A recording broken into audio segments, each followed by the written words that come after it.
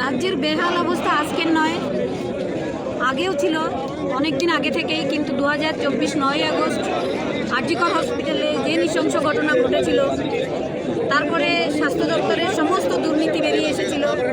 এখন দেখা যাচ্ছে চাকরি হারারা রাস্তায়, শিক্ষার ক্ষেত্রে সমস্ত অচল, শিক্ষা ব্যবস্থা কিছুই নেই।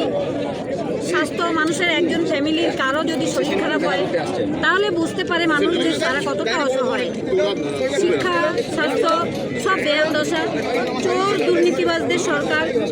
প্রত্যেকটা দপ্তরে এমন কোনো দপ্তর নেই যে সেখানে চোর বসে নেই। তো এই চোরদের সরকারকে আমরা আর চাই না। আমার মেয়ে একজন স্বাস্থ্য দপ্তরের কর্মী ছিল, তাকে স্বাস্থ্যমন্ত্রী সুরক্ষা দিতে পারেননি এবং তার বিচারও দিতে আর সেই জন্য এরা এখানে নারী সুরক্ষা কথা বলার জন্য তোমাকে ডাকছে, তুমি যাবে না, তুমি বসে তোকে এখানে আসো।